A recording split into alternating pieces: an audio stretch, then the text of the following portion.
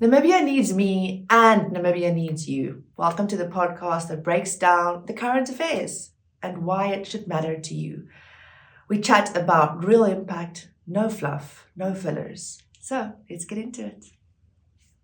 Hi, Janola. Let's jump right into it. The first story of the week is that our media ombudsman, John Nakuta, has highlighted that the ECN has some problems in terms of administrative bottlenecks caused by a lack of financial independence, as well as problems in human resources such as recruitment, training, and disciplinary actions, again, based on a lack of independence from our government. What are your first thoughts on that? So the media ombudsman, first of all, maybe let's also help understand those that don't know what a media ombudsman is. Yeah, great place to start. So the Namibia Editors Forum is basically an NGO under which the Namibia Ombudsman operates. The media ombudsman. Sorry, the media ombudsman operates. And basically his role is to be able to both advocate for the needs of the people in terms of how information flows from the media to the people, and of course for media personnel themselves in terms of how fairly are they treated and access to information. So Mr. John is a strategic partner in terms of a civil society instrument that helps, the flow of information within society. Great office, great work. And just so if I can just reflect that, what I'm hearing you saying is that the media ombudsman is not an instrument of the government. Yeah. It's not an official instrument. Yeah. It is an NGO or CSO, which means it's normal, average, everyday citizens who have come together and said, we want a body that monitors the independence and integrity of the media. Of the media, exactly. So they came guns blazing, stating that the Electoral Commission is not fully independent in the sense that they are not receiving, in terms of the flow of their financing.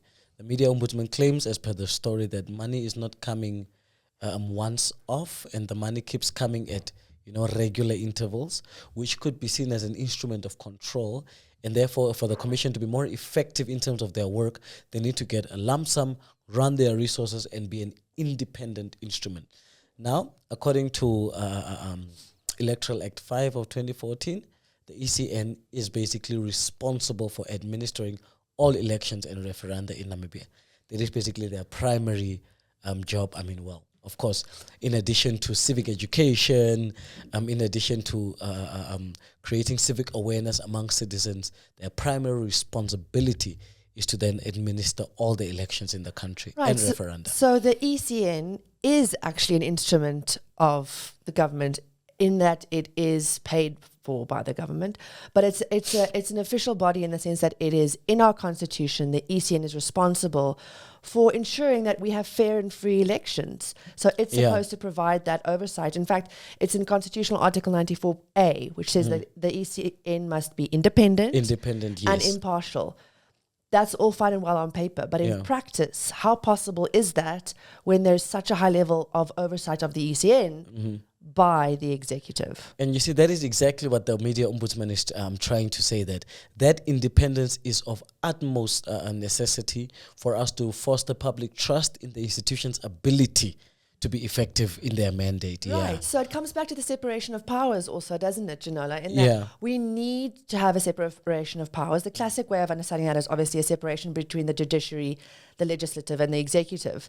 But it also applies to the relationship between the executive and the ECN. If there isn't enough separation of powers, we can't ensure that there's no abuse of power. We can't ensure that there's enough accountability. And so if it's too close, as you were saying, it actually undermines our democratic credibility. How can a voter have confidence that the election is free and fair if there's too close of a bond? Yeah, I actually, looking at the article, I don't know how true it is, but the media ombudsman further recommends that ECN be granted full control of their own human resources, their own recruitment, training, and disciplinary actions, so that basically they can have oversight over these things and have zero interference.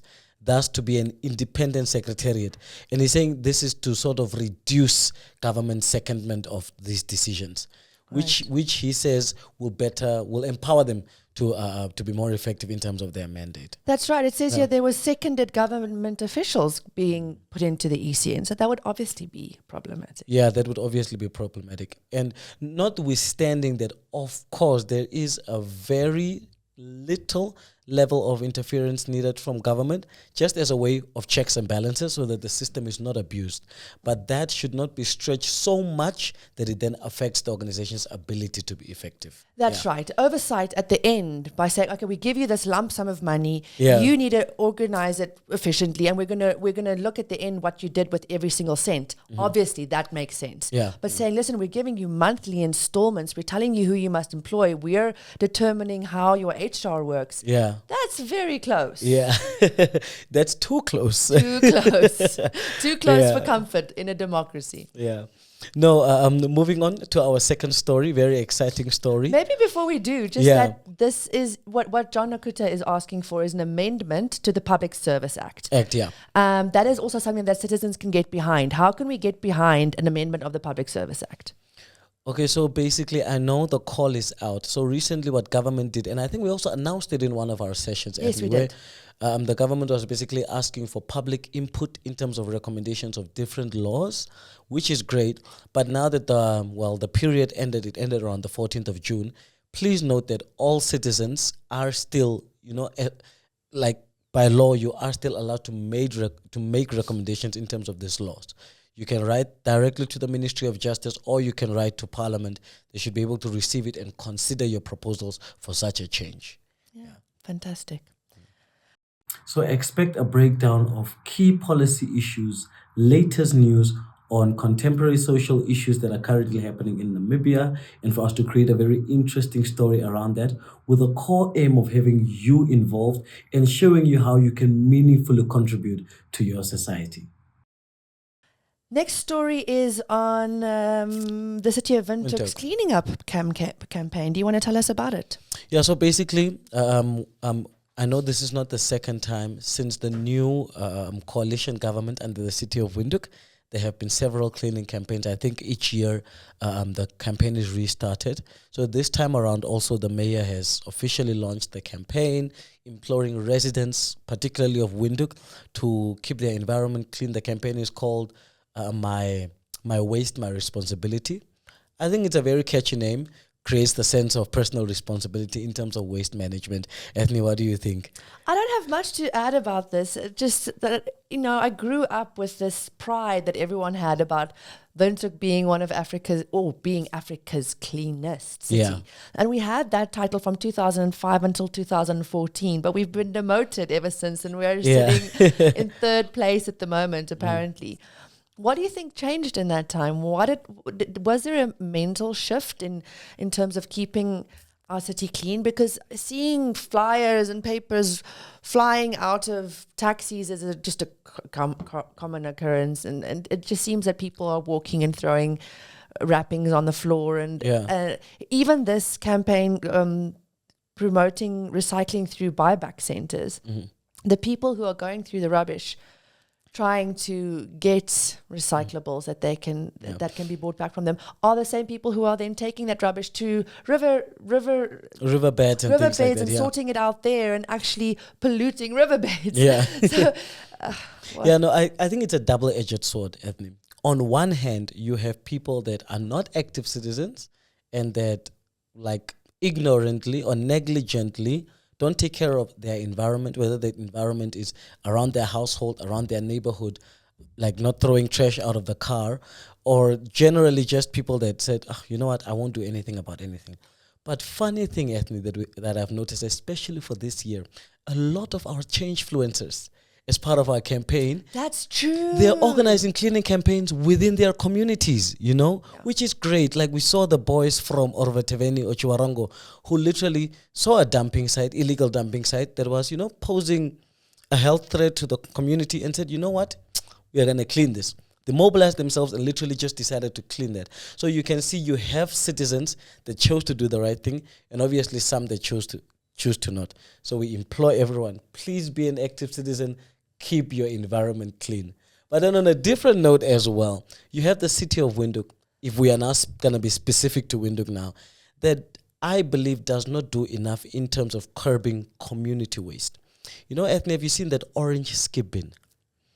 Particularly in Katutura or in communities around Katutura, like the Samara Michelle constituency, Komasda constituency, Katutura Central, Katutura East. Those skip bins, you know, when you send a child and say, go throw this rubble away, the child will go there and throw the rubble next to the skip bin. Because first of all, there are no slides. And even if there's a slide, the thing is too steep, a wheelbarrow can't go up it. And also, it's not user-friendly. That thing was made for adults. And most of the time, it's young boys cleaning. So if you put lots of sand and rubble in a bucket or in a wheelbarrow, it's hard to reach. So those things have been around since before independence. I think it's high time that we relook the skip bin, how it looks, and make it more community-friendly so that even if a child is sent with rubble to go throw it away, the skip bin should be designed in such a way that it can accommodate that. I think they should genuinely relook that. Yeah, that's a great point. Yeah. I'm also wondering, as I'm listening to you, what an effect it has had on us that people are just producing more plastic. There's more plastic in everything. In everything, yeah. So, you know, it's hard for us to adjust our behavior to something that is really a challenge for everyone. You know, you're saying just on a basic level, the infrastructure isn't there to support community engagement as willing as we might be. Yeah. But it's also a more meta problem in that there's just plastic everywhere. Yeah, a lot. I know recently a regulation was launched. I don't know if it's 2 or 3 years now, where you have to now pay for plastic in stores. Oh, but that's just a plastic bag. Yeah. But those same stores are now wrapping bananas and oranges and everything that they sell is utterly wrapped in plastic. You know, sometimes on multiple levels, there's little packets within big packets. Yeah. It's just plastic everywhere. Especially if you are shipping content and things like that. It's an issue. I think generally more needs to really be done. But coming back to that element of personal responsibility. Yes, your niche. Yeah. You see, as citizens, we can't wait for government to do these things. Take agency.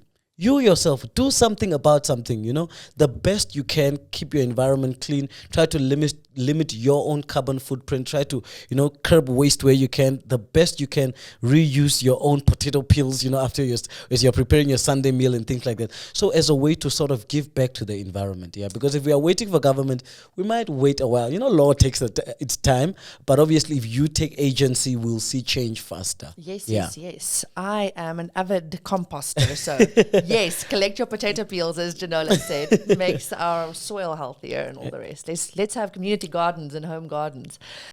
This podcast is designed for engaged citizens, curious minds, and anyone who just wants to get a better understanding of what's going on in Namibia. If that sounds like you, subscribe.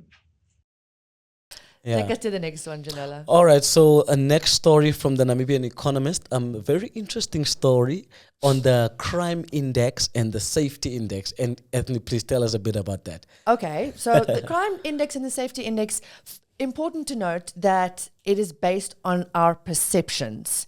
So what we're about to say has 2 massive caveats. Firstly, this is not on actual data, but on our personal perceptions of how safe we are in a country or how unsafe we are in a country, how much crime there is in a country.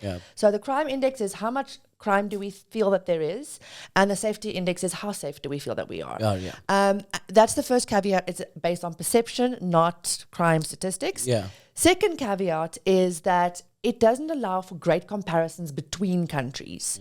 It allows for great comparisons between cities within the same country because we have the same understanding more or less of what's going on in the country. So, but when it comes to different countries, you know, the comparisons become harder because South Africans might have been more accustomed to a greater level of safety and feel a greater level of change more recently or whatever it might be. And that might skew the data when you then see, okay, South Africa has a crime index that's the highest in Africa. But is that really representative of actual crime statistics? Not necessarily. Not necessarily, That being said, Namibia is 6th on the crime index. Yes. So basically, like Ethne stipulated, this is purely based on perception and not on the statistics.